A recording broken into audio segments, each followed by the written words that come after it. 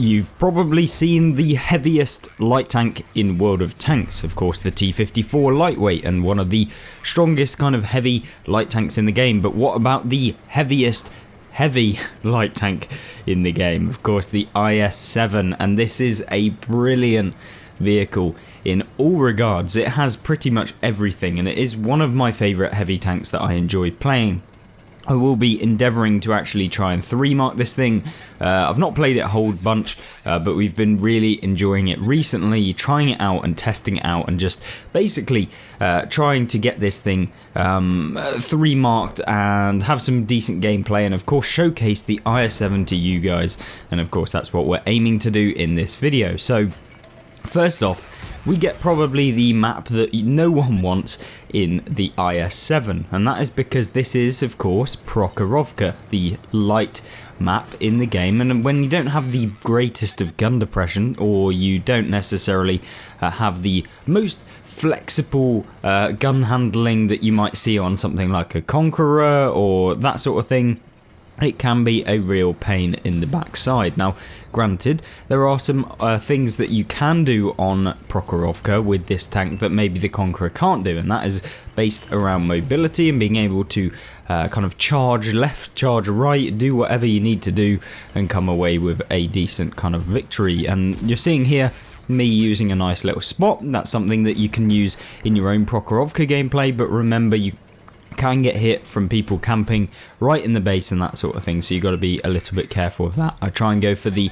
E100's vision bar, and I don't know what he's thinking, but that is exactly what you should never be doing on Prokhorovka, and that is YOLOing over the top of the hill. Of course, it only ended up with him being taken out, and I've got no problems with that, especially when we're trying to win the game and come away with a victory.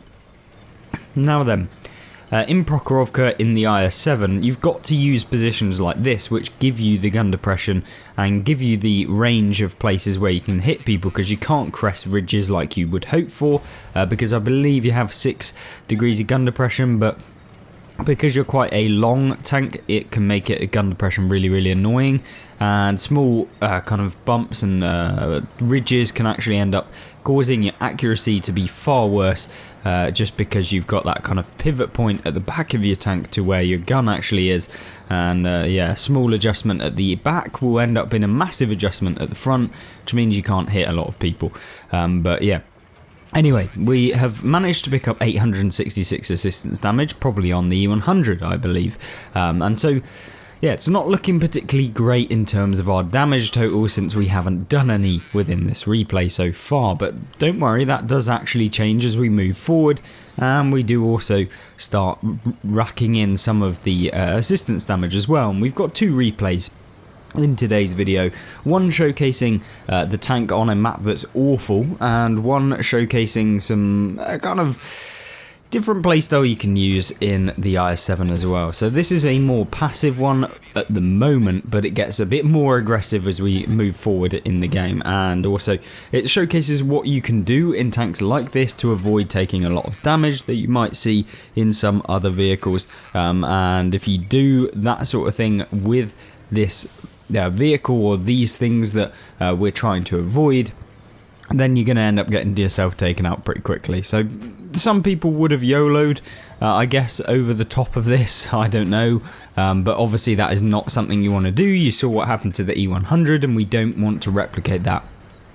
But what we have got in this game so far is a gorilla and a heavy tank that are over on this flank. I believe it's a 60 TP, so in all honesty, if we don't take the hill area, we're going to get farmed from the side. The gorilla's just going to remain undetected. He's going to hit 1 or 2 or 3 or 4 shots into the side of heavy tanks that aren't looking, and of course when they've got 850 damage per shell, it's not very good. But that's where we kind of go forward and we try and attack the gorilla. Now, me being maybe a little bit anti-HE firing player does actually not carry any HE, which is, it's definitely bad. And in situations like this, it would be really nice to have some HE rounds in the tank, because essentially you would be able to get an extra 100 damage on this griller as long as you hit him.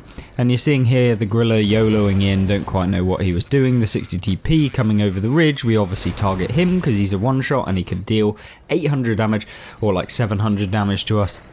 I believe it's, yeah, 750 or something like that.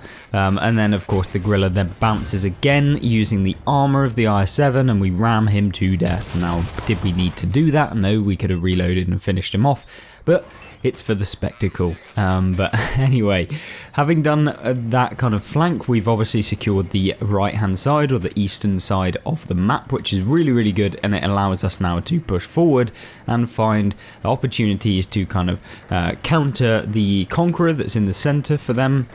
And of course find out where some of these TDs that might be camping. And luckily we haven't got anyone on the railway tracks or anyone that's kind of moved down into the position onto the bridge as we've kind of gone forward. I almost made a mistake about trying to jump off a cliff there, but luckily we didn't actually do that, and we come away with some of our hit points remaining now.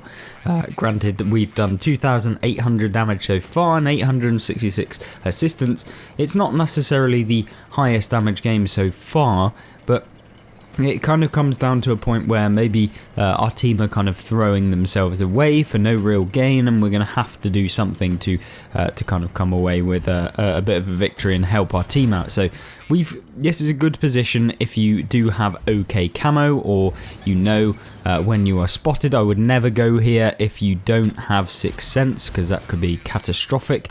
We do take a round there, which is a little bit annoying. Obviously the Titan Eclipse lag coming in there, and of course we take a shell for it. It would have been nice to not have lag, and hopefully in the next few weeks I will not be having any more lag in the game. So fingers crossed, there's some big things coming, and if the videos become a little sporadic in terms of like every other day or something, it's because there's some pretty big things going on at the moment, and I'll have to deal with those first. But the videos will obviously try and keep every day, but if we can't, then yeah, just appreciate that there's some things going on. And of course we can now push forward in this game to try and win it, because there are 4 tanks on our team, 6 tanks on the enemy team, and it's looking pretty dodge at this point, since we've thrown away a lot of vehicles trying to push the Conqueror for some reason, even though we could have just finished him off ourselves. So in a tank like the i7, of course, the turret armor is insane,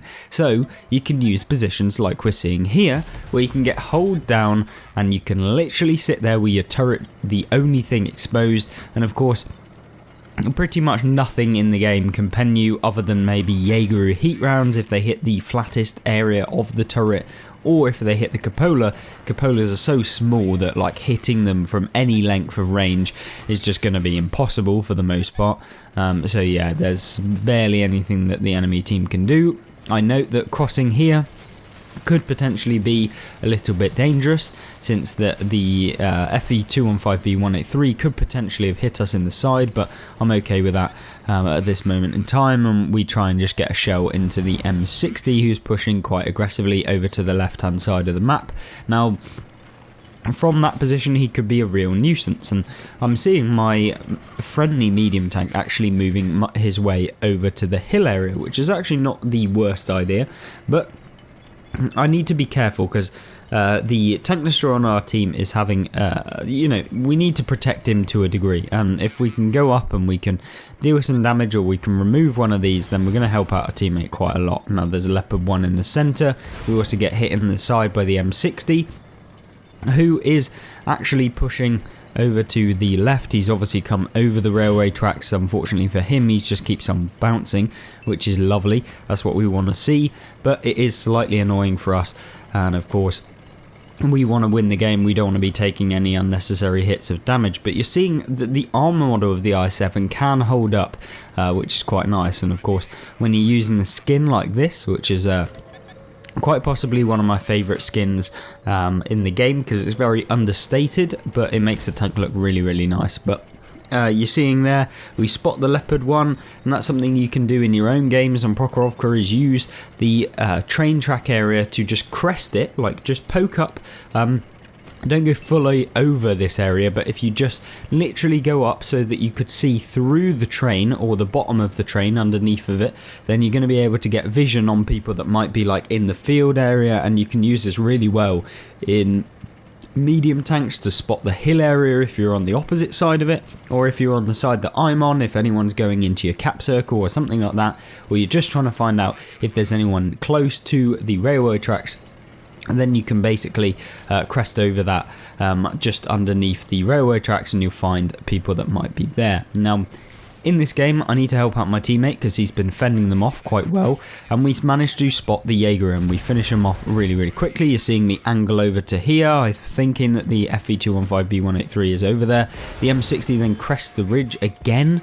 I don't quite know what this guy is like it, but yeah, he does decide to crest it once again, but either way, we've now lost our driver for the rest of the game, which is super annoying because I am running fuel boost. I'm going for the full ramming build on the IS-7. We have only got I believe advanced loader, heavy spool liner, and I can't quite remember the other one, but yes, and advanced powertrain to go even faster. So we are running a full speed and damage, ramming damage build. So of course you could, if you wanted to have more consistent, like good games where you're reliant on the actual tank itself rather than trying to ram things, then yeah, you would be taking things like vertical stabilizers, advanced loader. You'd be taking probably coated optics or something like that, to just give the tank a little bit extra within the game. So you're seeing here that we're playing quite I don't know, fairly well, because you know we could have thrown ourselves away, we could be making some rash plays, but I feel like we've done pretty much everything that we needed to do within this replay.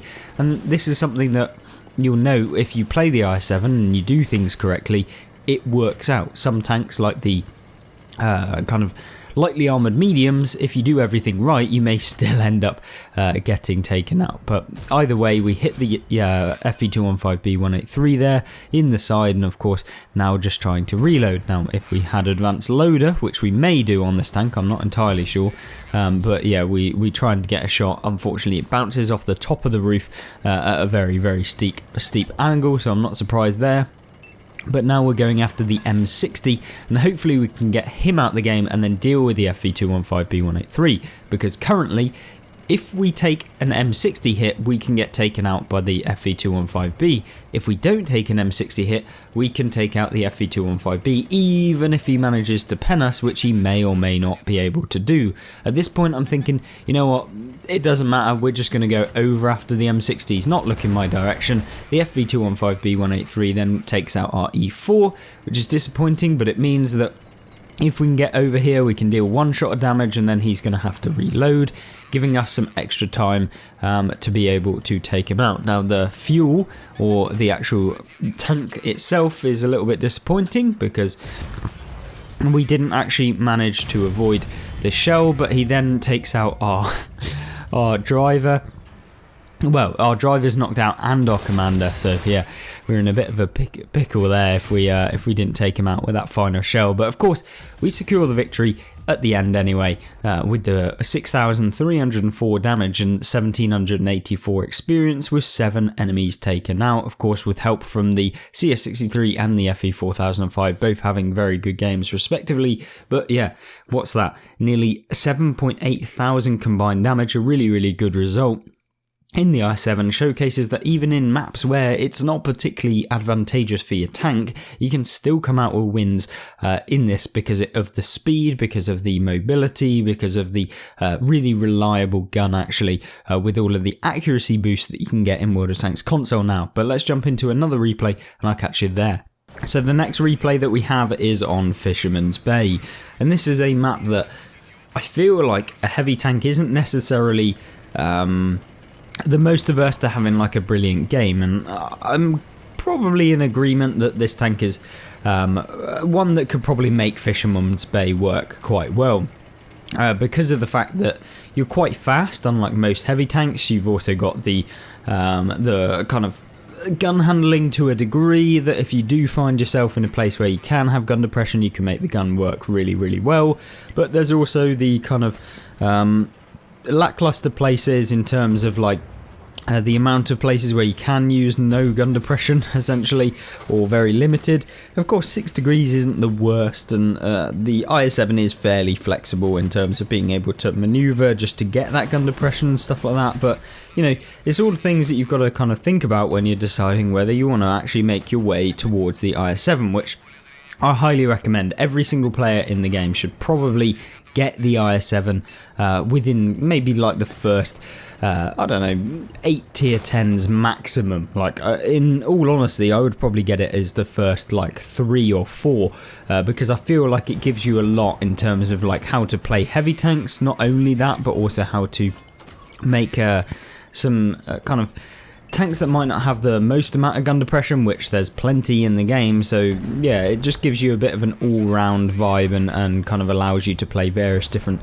gameplay styles that you might not see from other vehicles. Now, in this game so far, it's a very quiet one to begin with, and you kind of have to play Fisherman's Bay, at least in this sort of tank, fairly quietly at the beginning, or alternatively you can go where our team are, which is down in the town area, but you leave yourself vulnerable to some players that might be kind of YOLOing forward and that sort of thing. Now, we managed to spot that there is the Type 5 and the FE215B 183, or just the FE215B in the corner area. And now they appear to have actually found out where we are, and they're looking over this direction. Of course, someone at the back did actually hit me, which is a bit disappointing, but nonetheless, it doesn't really matter. And it's looking like this game is probably going to be a loss, and I'm in probably agreement at this point when playing the game, because we've lost pretty much all map control. And you'll know that in games where you lose all map control, you're just basically going to lose. So there's nothing you can really do in that sort of scenario. If you're a kind of a lone wolf player, if you're in a platoon, you can still make it work. And granted, even if you are in this sort of scenario, you can still make it work as a solo player, but you have to get involved very quickly. And unfortunately, in this game, for myself, we didn't get involved nearly as quickly as maybe we should have done, but I'm not entirely sure what else we could have done other than go into the town area. But even if we went into the town area, we probably wouldn't have been able to secure a victory on like 7 or 8 tanks that were down there. So yeah, it's a bit of a weird one, but nonetheless, we can make the best of a bad situation at this point, and hopefully we'll be able to win even with this scenario. Maybe as the game progresses, we kind of go forward, but at this point I'm going to pull back because I have no idea what the tank destroyers are in the back. We've also then got people YOLOing over on the right hand side, which is not a good scenario if we are deciding what to do. So I'm going to push towards this Barask. Now, this is probably a misplay by myself. I have no idea where the tank destroyers or anything are in this game, and of course I just want to get rid of the Barask so then I can deal with a lot of the other tanks in the game. We then try and auto-aim the Jagdpanther 2 or the Jagdpanther 2, and of course, using the Soviet accuracy of the game, we managed to hit him. Unfortunately, we do receive a fairly chunky hit, and I'm pretty sure it's an E4 or something in that region at the back, and we get hit again by what looks like a premium round. Hits us, and we're on now 700 hit points, but we can come up against now a Barask, and he is down here somewhere, and of course right as we get here he decides to leave, so I'm not that surprised. But we do find out what the tanks are at the back. It looks like it's a Object 704, which is probably the tank that hit us, and the Chimera. Now the Chimera on 498 hit points of course does take the hit right before we hit him, and now we are in a situation where it's 9 versus 6 for the enemy team, so they are winning up by 2 tanks. But hopefully we can get a shell into the 704. Nope, absolutely not. We don't manage to do that, and of course our team are starting to flag. Now we're after the Barask at this point. He is of course being a nuisance, spotting everyone.